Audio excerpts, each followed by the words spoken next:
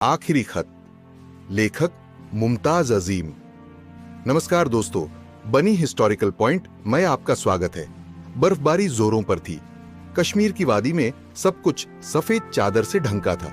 श्रीनगर के एक छोटे से गांव में एक बूढ़ा डाकिया यूसुफ अपना काम करता चला जा रहा था। उम्र के इस मोड़ पर भी वो हर रोज लोगों के घर चिट्ठियां पहुंचाता, जैसे ये उसका फर्ज नहीं, कोई इबादत हो। यूसुफ को एक घर के लिए चिट्ठी मिली थी, एक पुराना वीरान सा मकान जो पिछले 15 सालों से खाली पड़ा था। कोई आता नहीं, कोई जाता नहीं, लेकिन हर साल दिसंबर के पहले हफ्ते में वहां एक चिट्ठी जरूर आती थी। लिफाफे पर लिखा होता था फातिमा बेगम के नाम। यूसुफ ने कई बार कोशिश की कि पता करे कि यह फातिमा कौन है, पर कोई नहीं जानता था। गांव वाले कहते थे कि वह कभी यहां रहती थी, बहुत साल पहले, अपने जवान बेटे के साथ। उस दिन भी यूसुफ उसी वीरान मकान के बाहर खड़ा था। खिड़कियां बंद, दरवाजा टूटा हुआ, दीवारों पर काई जमी हुई, लेकिन कुछ था उस घर में, एक अधूरी दुआ, एक रुकी हुई सांस। डाक डालकर वह लौटने ही वाला था कि उसकी नजर एक परछाई पर पड़ी। कोई दरवाजे के पीछे से झांक रहा था। कौन है? यूसुफ ने कांपती आवाज में पूछा। दरवाजा धीरे से खुला और सामने खड़ी थी एक बूढ़ी औरत। झुर्रियों से भरा चेहरा, आंखों में नमी, लेकिन उनमें एक गहरी पहचान छिपी थी। आप फातिमा बेगम? यूसुफ ने पूछा। उसने सिर हिलाया। आप यहां रहती है? हाँ, उसने धीमी आवाज में कहा। पिछले 15 सालों से चुपचाप इंतजार करते हुए। किसका इंतजार? उसका जवाब एक गहरी सांस में छिपा था। फातिमा ने यूसुफ को अंदर बुला लिया। घर के अंदर सब कुछ जस का तस था, जैसे वक्त वहीं थम गया हो।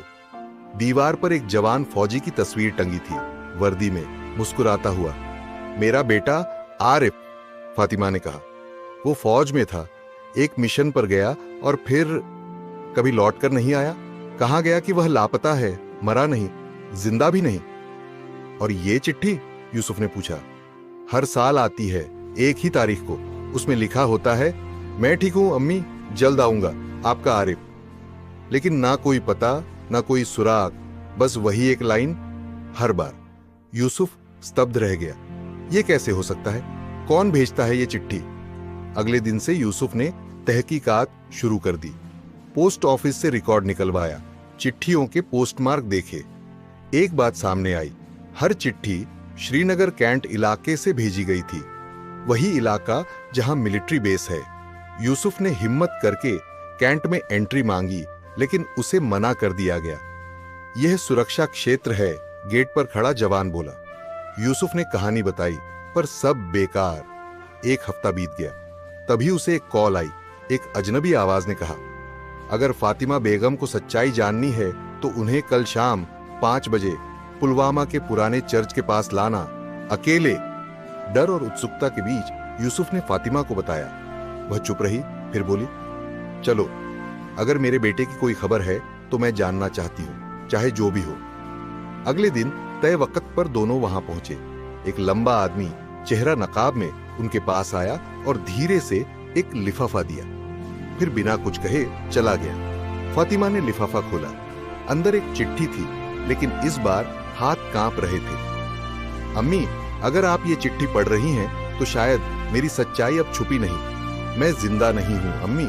15 साल पहले एक मिशन में मेरी मौत हो गई थी, लेकिन हमारी यूनिट ने यह फैसला लिया कि मेरे जैसे जवानों को लापता घोषित किया जाए, ताकि दुश्मनों को भ्रम में रखा जा सके।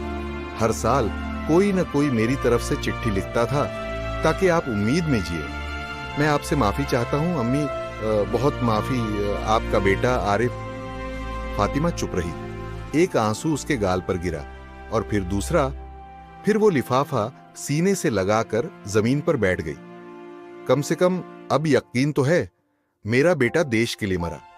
उसकी आवाज कांप रही थी। यूसुफ की आंखें भी नम थीं। एक मां का इंतजार, एक बेटे की कुर्बानी, और एक सच जिसने सब कुछ तोड़ दिया। उस दिन के बाद वो वीरान मकान फिर कभी वीरान नहीं रहा। लोग वहां आते, फूल रखते और उस मां के आगे सिर झुकाते जिसने अपना बेटा देश को दिया, और इंतजार में उम्र गुजार दी।